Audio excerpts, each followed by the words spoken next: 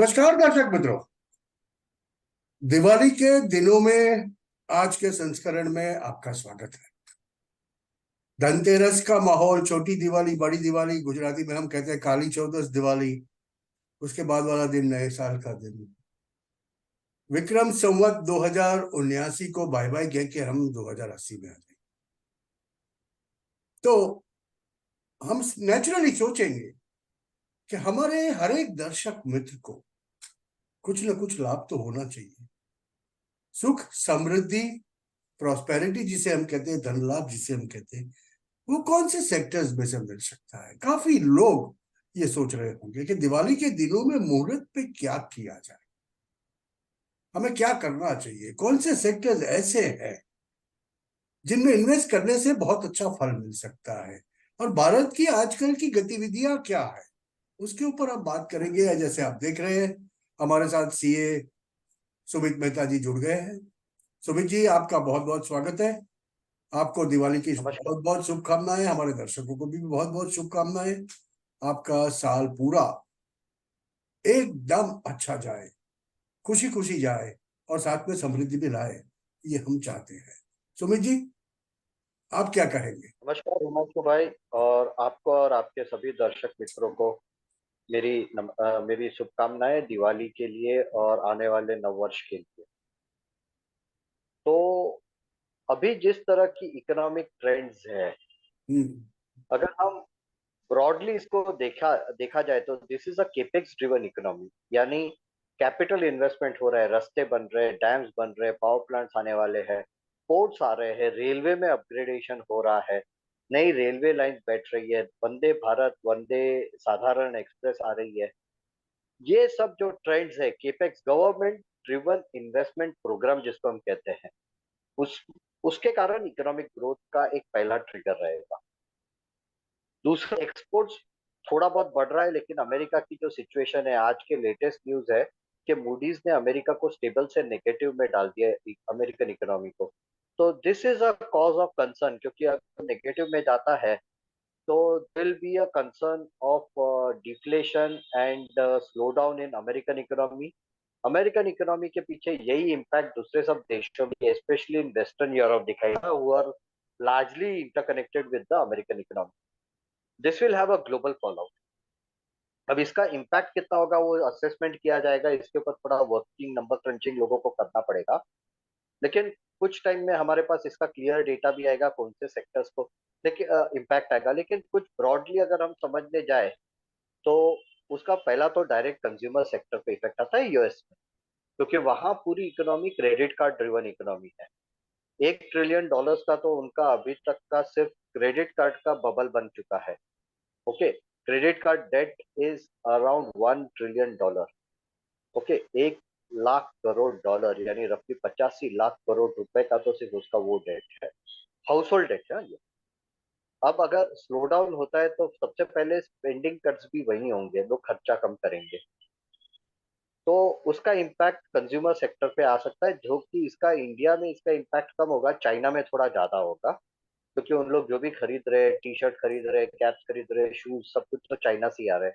अभी तो धीरे धीरे अपने यहाँ इंडस्ट्री शिफ्ट होने लगी है। तो यहाँ स्पेशली टेक्सटाइल्स में हम लोग देखेंगे कि थोड़ा हमें इफेक्ट आ सकता है, जेम एंड ज्वेलरी में थोड़ा बहुत इफेक्ट आ सकता है।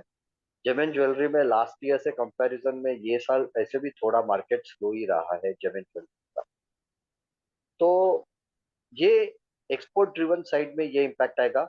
अगर इसमें थोड़े ज्यादा banking and financial services sector को बड़ा हिट आया तो आईटी कंपनीज इंडिया में उसके कारण इफेक्ट आ सकता है, क्योंकि अगर वहां जैसे 2008 के बाद वहां स्पेंडिंग कट्स हुए थे तो उसका इफेक्ट इंडिया में भी आया था आईटी कंपनीज पे। तो same can happen to IT companies again if there is a severe hit on the banking and financial services sector in US. तो ये है। बाकी अपना consumption, domestic consumption broadly remain same. सिर्फ एक कंसर्न है कि El Nino effect, El Nino effect के कारण अपना जो रेनफॉल है दैट इज रफली 94% of the long term average, और that is the lowest in last 5 years। 2018 के बाद, 2018 के बाद ये लोएस्ट रेनफॉल है। तो इसका इफेक्ट क्रॉप्स पे होगा, एराटिक रेन हुआ है, यू नो पहले रेंज कम थे, बाद में ऑफ बहुत ज्यादा। सीजन रेंज हुए, उसके कारण है ना क्रॉप पे भी इफेक्ट आएगा, इन्फ्लेशन का इश्यू हो सकता है। और अगर क्रॉप कम आएगा, जो कि अभी प्रेडिक्ट किया जा रहा है, if the agriculture output is less, तो उसके कारण रूरल कंजम्पशन को इफेक्ट आ सकता है। हम्म, तो उसके कारण कंज्यूमर कंपनीज, फिर ट्रैक्टर, ऑटोमोबाइल कंपनीज, उनको भी इफेक्ट आ सकता है। तो this is the broad scenario in which we are living. हम दिवाली के बाद कैसा माहौल होता है, क्रॉप कैसे आता है, उसके ऊपर कितना कम ज्यादा होता है या सेम रहता है, उसके बेसिस पे ऑटोमोबाइल और वो सब सेक्टर्स का ग्रोथ डिटरमाइन होगा from the rural side. Urban side में ग्रोथ बहुत अच्छा है, लेकिन tractor of course urban side में नहीं लेते, वो सिर्फ रूरल में लेते हैं। लेकिन अगर आप देखें तो ये साल पूरा और अभी दिवाली में भी प्रोजेक्शन है कि car sales will hit a new high. Okay, तो I think urban consumer sector is quite strong. The rural we don't know right now. Infrastructure के कारण एक बहुत बड़ा इम्पैक्ट आएगा। इंफ्रास्ट्रक्चर कंपनीज, जो इंडस्ट्रीज उसको डायरेक्टली इनडायरेक्टली सपोर्ट करती है, engineering companies, capital good companies, वो सबका फ्यूचर बहुत अच्छा दिखाई दे रहा है। फायदा क्या है दूसरा, कि लास्ट 1 साल से ज्यादा में, 1.5 साल से गवर्नमेंट ने एक विंडफॉल टैक्स लिया है, और वो टैक्स सिर्फ 2 कंपनियों से लिया है। एक है रिलायंस और एक है नयारा टेक्नो एनर्जी। अब इसमें क्या था कि जो रशिया से क्रूड ऑयल आता था, वो क्रूड ऑयल दूसरे फैक्ट्रीज, दूसरे रिफाइनरीज में प्रोसेस नहीं किया जा सकता, because it is a heavy sour crude. Hmm, okay, और ये क्रूड को प्रोसेस करने की कैपेसिटी सिर्फ रिलायंस और नयारा की रिफाइनरीज में था, है रादर।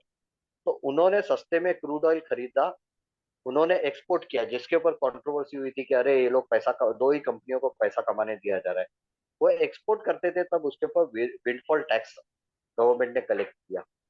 उसमें रफली 1 लाख करोड़ से ज्यादा का पैसा भी रेज किया गवर्नमेंट ने, जो इंफ्रास्ट्रक्चर और दूसरे प्रोग्राम्स के लिए यूज किया गया। हम्म, तो अभी भी वो सिचुएशन है। Now we are talking to Venezuela for oil, manage। तो वहां से भी डिस्काउंट होगा। Venezuela is again heavy sour crude, तो दो जगह पे ही आएगा। Then we'll again be looking at focusing on export markets. Okay, तो रशिया का जो डिस्काउंट कम होते जा रहा है, तो हम लोग ने मार्केट चेंज कर दिया, we have change the sourcing pattern. और अगर गाजा में प्रॉब्लम बढ़ते गया, तो क्रूड ऑयल प्राइसेस ऐसे भी जंप अप होने हैं, तो उसका भी फायदा हम लोगों को होगा, गवर्नमेंट को होगा, देश को होगा। So infrastructure sector is all set for a huge growth.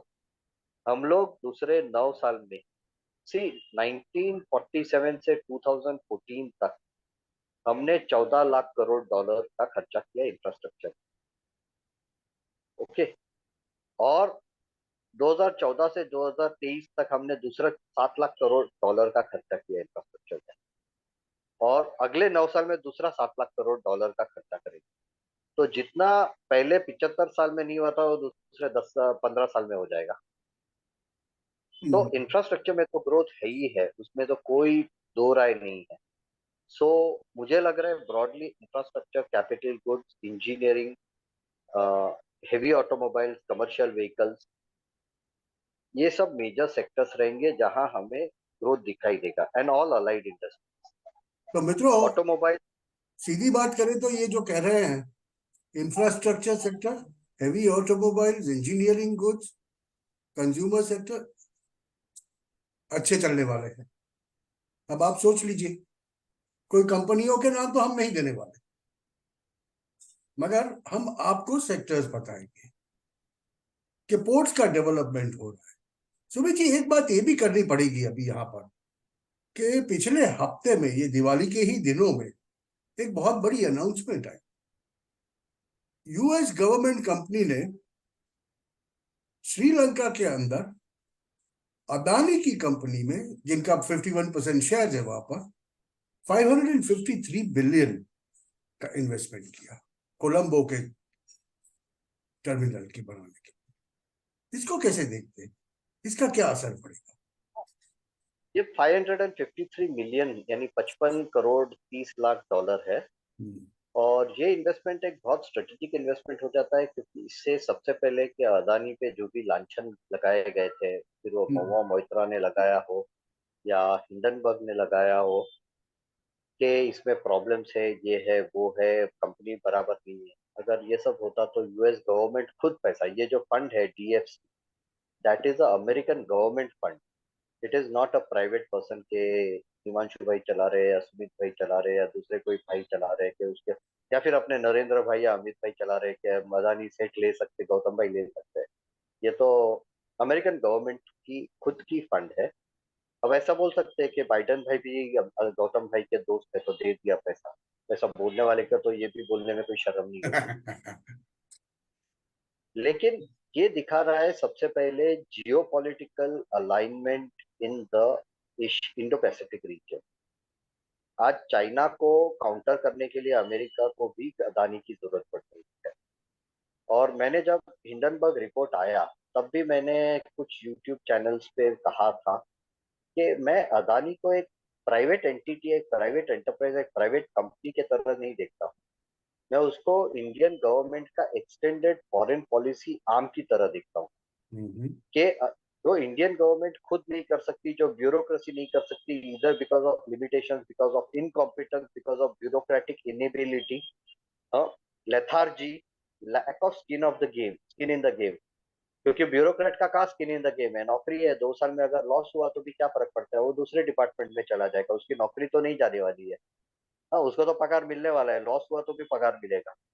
लेकिन गौतम भाई को प्रॉब्लम होगा कि लॉस हुआ तो उसको चलेगा नहीं। ओके, क्योंकि उसका खुद का चमड़ी लगी है, दाव लगी है, चमड़ी दाव पे है। तो इसलिए बहुत जगह पे वो प्रोफेशनल कॉम्पिटेंस लाने के लिए प्राइवेट कंपनीज को भी यूज किया जाता है। This is not happening in India, India में ये पहली बार हो रहा है। दूसरी जगह पे वो बहुत जगह होता है, बहुत सारे देश इस तरह से काम करते हैं। तो मैं इसको एक फॉरेन पॉलिसी आर्म करके देख रहा हूँ कि इसके ऊपर अटैक्स हुए, क्योंकि उसने हाइफा लिया, उसने कोलंबो पोर्ट लिया, अंडमान में वो काम कर रहा है, दूसरी जगह वो जा रहा है, इंडोनेशिया में वो पोर्ट बना रहा है। इंडोनेशिया का पोर्ट का भी location is very strategic on the yes, mouth of the straight of Malacca. Malacca. तो अब अमेरिका को भी समझ में आ गया है कि अदानी को खत्म नहीं कर सकते, क्योंकि जब पहला अटैक हुआ हम्म, उसमें it is very clear that George Soros was involved in that attack. George Soros tried to do to Adani what he did to the Southeast Asian currencies 96 97 में and to the Bank of England in early 90। वही वो अदानी के साथ करने गया, लेकिन अदानी उसमें से सरवाइव ही नहीं हुआ, उसने अपना डेट कम किया। तो अब अमेरिकन गवर्नमेंट को भी समझ में आ रहा है कि भैया ये लंबी रेस का घोड़ा है, इसके ऊपर पैसा लगाया जा सकता है। तो चाइना को काउंटर करने के लिए उसने $55 करोड़ अदानी को दिए हैं कोलंबो पोर्ट में एक्सपांशन करने के लिए। अभी भी Colombo port is working at more than 100% capacity. 100%। तो ये एक्सपांशन, और उसके कारण ये एक्सपांशन भी जरूरी है। और वो करने के बाद अदानी का फुटहोल्ड चाइना में, सॉरी, श्रीलंका में बढ़ेगा। उसके पीछे पीछे इंडिया, सिर्फ इंडिया का नहीं, आज पैसा देख के अमेरिका ने एक फायदा कर लिया है खुद का। वो बोल सकता है कि भैया हमारा भी पैसा था तो हमारा भी फुटहोल्ड बढ़ना चाहिए श्रीलंका में, ऐसा नहीं कि सिर्फ इंडिया का ही फुटहोल्ड बढ़े। तो America is piggy backing on India and Adani to get control over Indo Pacific region. ये जो तो ये एक पिगी बैंक बहुत की बड़ा बात की ना। डेवलपमेंट है। हाँ, आप पूछ हाँ, रहे, खत्म कीजिए आप। अब तो बहुत अच्छा डेवलपमेंट है ये, और भी एक बहुत बड़ा सिग्नल दे रहा है चाइना को और दुनिया को कि अब अदानी सिर्फ नरेंद्र भाई का कंपनी नहीं है, ये सिर्फ इंडियन गवर्नमेंट का बैकिंग से चलने वाली कंपनी है, and there is nothing wrong. हम लोग भी काम कर चुके हैं, मैं मालदीव और श्रीलंका में बड़े कॉर्पोरेट्स के लिए काम कर चुका हूँ। And we use to approach the high commission कि हम लोगों को ये बात करनी है, आप गवर्नमेंट से बात करो, आप प्रेसिडेंट से बात करो। तो ये होना भी चाहिए आज तक, क्योंकि नेहरूवियन माइंडसेट था अपना। तो उसमें क्या था, बिजनेस को गंदा देखा जाता था कि बिजनेस तो बहुत खराब चीज है, प्रॉफिट तो बहुत खराब चीज है। क्योंकि Nehru was a socialist, he was a leftist. और वो लेफ्टिस्ट इन्फ्लुएंस में हम लोगों ने कैपिटल फॉर्मेशन, हम लोगों ने प्रॉफिट जनरेशन, वेल्थ क्रिएशन को गंदा समझा, उसके कारण इंडिया का लॉस भी हो गया है। इसके ऊपर हम अलग से एक एपिसोड भी कर सकते हैं। लेकिन अब ये गवर्नमेंट को समझ में आया है कि ग्रोथ करने के लिए हमने अपने देश के अंदर भी एंटरप्रेन्योर्स को बढ़ावा देना पड़ेगा, जिससे बाहर से भी उन लोग वेल्थ जनरेट करके देश में लेके आए। So this is a very positive sign for us. Okay, तो सुमिति, मैं आपको एक सीधा लेमैन का सवाल पूछूंगा। अभी मैं पूरा साल काम करता हूँ, समझ लीजिए, एक कंपनी के साथ में। दिवाली हुई तो साल भर का मेरा बोनस आया। अभी बोनस का कुछ हिस्सा मैं सोच रहा हूँ कि मैं बचत करूंगा। तो कौन से क्षेत्र के अंदर मुझे इन्वेस्ट करना चाहिए? ये आप See, हमारी मैं दिवाली का मुहूर्त है, तो मैं तो वही चाहूंगा कि लोगों को ये पता चले कि कौन से सेक्टर्स है जिसमें मैं अगर अपने पैसे रोकूं तो 10 साल 20 साल के बाद मेरे पैसे कम नहीं होंगे। see, मेरा तो सजेशन है कि middle class investor should look eight SIPs, mutual fund के SIPs में इन्वेस्ट करना चाहिए, क्योंकि वहां प्रोफेशनल मैनेजमेंट होता है। जो लोग आपका स्टॉक मार्केट को स्टडी करते रहते हैं, कंपनीज को स्टडी करते हैं, कंपनीज को मिलते रहते हैं, उनको पता है क्या, उनके पास फुल टाइम टीम होती है जो फाइनेंशियल एनालिसिस करे, कंपनी का एनालिसिस करे, रखना चाहिए, बेचना चाहिए, कुछ नया खरीदना चाहिए। जो हम लोग के पास उतना टाइम नहीं रहता। कोई अगर फाइनेंशियल एक्सपर्ट हो जो टाइम दे सकता है तो वो खुद कर ही लेगा। लेकिन एक middle class ordinary employed person, salaried person, it is better to go through the SIP so that he can get professional management support. दूसरी चीज है कि वो कितना डालेगा, 25,000, 50,000, 1 लाख रुपया हाथ में डालेगा। ऐसे 1 लाख इन्वेस्टर्स एक साथ एक फंड में डालते तो उसका पोर्टफोलियो ही 100, 150, 1,000 करोड़ का हो जाता है। तो उन लोग ज्यादा डाइवर्सिफाई कर सकते हैं। आज हम्म। हमारे पास 1 लाख होगा तो हम कितना डाइवर्सिफाई कर सकेंगे? लिमिटेड कर सकते हैं। जिसके पास 1,000 करोड़ होगा वो बहुत ज्यादा डाइवर्सिफाई कर सकेगा। तो मेरा सजेशन है कि middle class investors, salaried employees people should look at mutual funds. Okay, और दूसरे इन्वेस्टर उनके ऊपर के what are the sectors, basically what I am trying to go you into this, कि इंफ्रास्ट्रक्चर, भारत के लिए अच्छे सेक्टर्स कौन से हैं? नहीं वो मैंने पहले भी बोला, I will repeat. It is infrastructure, it is engineering, it is capital goods, it is all the related allied industries, हाँ, which service these kind of industries. जैसा अगर मैं बोलूँ तो वंदे भारत एक्सप्रेस आ रही है। अब वंदे भारत एक्सप्रेस का इम्पैक्ट होगा सबसे पहले कि जो भी रेल वैगन बनाते हैं वो कंपनीज को कॉन्ट्रैक्ट्स मिलेंगे कि अब नए तरीके के रेल वैगन बनाने हैं। ओके, तो उन लोग वो नए जो वंदे भारत के डब्बे बनाने, कोचेस बनाने, उसका अब उसका ट्रिकल डाउन इफेक्ट होगा कि स्टील खरीदना पड़ेगा। ओके, तो स्टील कंपनीज को फायदा होगा। उसके बाद में उसका मेटल फॉर्मिंग होता है, वो बेंडिंग और वो सब, तो वो कंपनीज को फायदा होगा। सो वो एक स्टडी करके आप वो अलाइड सेक्टर, आप एक प्रोडक्ट देखिए किसका ग्रोथ हो रहा है, उसके हिसाब से आप स्टडी करके आपको यही ब्रॉडली यही सेक्टर सब मिलेंगे जिसके वैसे ही अंदर आप पोर्ट्स इन्वेस्ट का कर है सकते जैसे आप बता रहे हैं। हैं।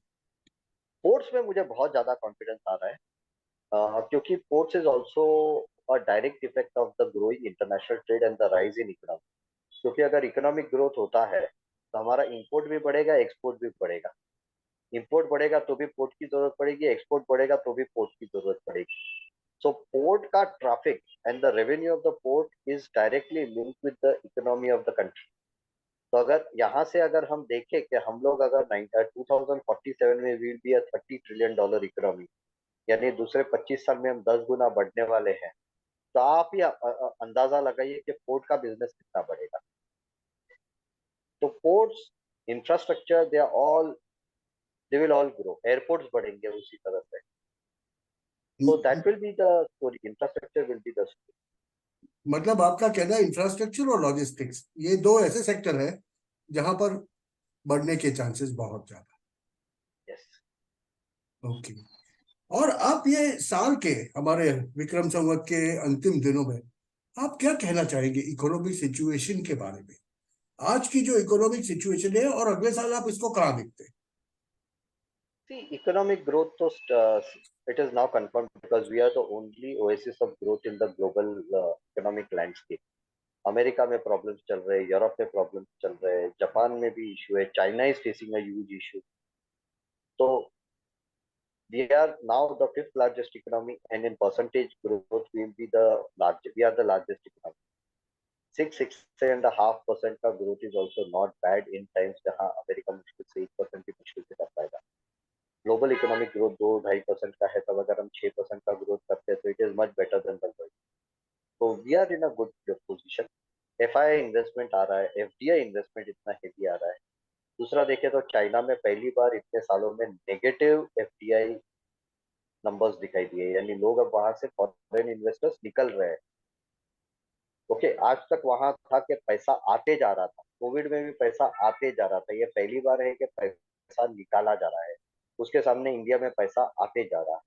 That also shows the confidence that the global investors have in the stability in the country, policy consistency, okay, political stability, ये सब इकोनॉमिक स्टेबिलिटी पॉलिसीज में उनको कॉन्फिडेंस है। नरेंद्र मोदी जी के सरकार पे उनको कॉन्फिडेंस है। सबसे बड़ी बात है कि नरेंद्र मोदी सरकार वापस जीत के आएगी, चुन के आएगी, इसलिए ये कॉन्फिडेंस के कारण आज भी डील मेकिंग चल रहा है। तो पैसा आते रहेगा, इन्वेस्टमेंट होते रहेगा तो ग्रोथ आने ही वाला। अब हम्म। देखिए, एप्पल इज पुटिंग आईफोन का फैक्ट्री इंडिया में डालने वाले हैं, चाइना से शिफ्ट करके। इंडिया का पूरा डिमांड उन लोग इंडिया से ही फुलफिल करने वाले हैं। मेरे पास जो नंबर्स है कि Apple is doing a business of around 15,000 crore का बिजनेस इंडिया में कर रहा है। अगर उतना कॉन्फिडेंस है, 15,000 करोड़ रुपए के एप्पल के फोन्स, एक्सेसरीज और मैकिनटॉश, उसके जो कंप्यूटर्स है वो सब बिक रहे हैं, दैट मीन्स के Indian economy is doing definitely well. They are also confident, इससे अब इंडिया में उन लोग खुद की फैक्ट्री लगा रहे हैं और बोल रहे हैं कि आईफोन 17 पहले इंडिया में लॉन्च किया जाएगा चाइना में।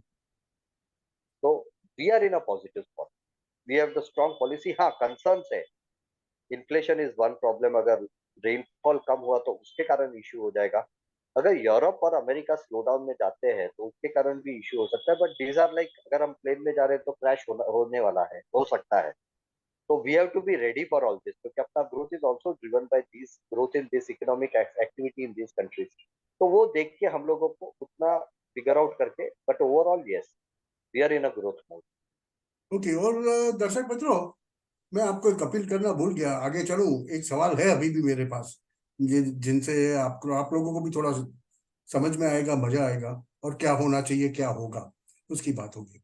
मगर मैं आपको पहले से कह दूं, दोस्तों, लाइक शेयर एंड सब्सक्राइब। छोटा चैनल है, ग्रो हो रहा है, और आपका सहयोग हमारे लिए बहुत जरूरी है। तो please like and share and subscribe also. अभी सुमित जी, मैं एक चीज जानना चाहता हूं। आपने जो बताया कि US economy has gone into negative, internal consumption कम हो जाएगा वहां पर, ज्यादा इफेक्ट चाइना को होगा, इंडिया को कम होगा। मगर क्या इससे अपने एक्सपोर्ट्स पर इतना बड़ा असर होगा? क्योंकि लोग ऐसा कह रहे हैं कि next year we should be more than 1 trillion exporter, अभी के जो नहीं, फिगर्स एक्सपोर्ट्स में क्या है, America is the only country with whom we are having a trade surplus. हैं। बाकी सब देशों के साथ हमारा डेफिसिट चलता है, अमेरिका के साथ ही अपना सबसे बड़ा सरप्लस है। तो अगर अमेरिका में कुछ इम्पैक्ट आता है तो उसका इम्पैक्ट इंडिया पे डेफिनेटली आएगा। जैसे हम्म। मैंने आपको पहले भी कहा, अगर वहाँ बैंक्स, अगर इकोनॉमी में बड़ा ट्विस्ट आया और बैंक्स ने, क्योंकि अगर प्रॉफिटेबिलिटी कम होगी तो बैंक बोलेगा कि सॉफ्टवेयर हम 3 साल के बाद बना लेंगे, अभी यही सॉफ्टवेयर से चला लेंगे। अपनी तरह ही अगर अपने घर पे आज अगर 2 साल डिफिकल्ट होगा, पे कट हो गया, तो क्या बोलेंगे, नया टीवी नहीं लेंगे, नए कपड़े नहीं लेंगे, जो है चला लेंगे, हाँ उससे चला लेंगे, क्योंकि हमें घर पहले चलाना है। तो अमेरिका में भी वैसे ही होता है कि बैंक्स की अगर प्रॉफिट बड़े नहीं होंगे तो बोलेंगे सॉफ्टवेयर चला लेंगे, बाद में देखा जाएगा। तो उसके कारण, जैसे मैंने पहले भी बोला, कि उसका इम्पैक्ट तो आईटी कंपनीज पे आएगा, क्योंकि आईटी कंपनीज कैसे चलती है, अगर वहां से ज्यादा टेंडर मिलते हैं, कॉन्ट्रैक्ट मिलते हैं, तो उसके बेसिस पे यहाँ ग्रोथ आता है। तो दैट विल ऑलवेज रिमेन। अगर लोगों के पास पैसा कम हुआ, अब I am not saying it will happen, तो आपको वो एक रिक्वेस्ट करूंगा कि शब्दों में, क्योंकि यहाँ क्या है, नंबर्स, सिचुएशंस चेंज, तो we can only foresee negative and then prepare for that, but we can not say कि this will happen. There is no future, किसी ने नहीं देखा है। हम सिर्फ सिनारियोज के बेसिस पे अजम्पशंस करके रिस्क कम करने की कोशिश करते हैं और अपॉर्चुनिटीज हाफ करने की कोशिश करते हैं। अच्छी चीज भी नहीं हो सकती है, बुरी चीज तो हम एक्सपेक्ट कर रहे हो सकते नहीं हो सकती, तो दोनों तरफ है।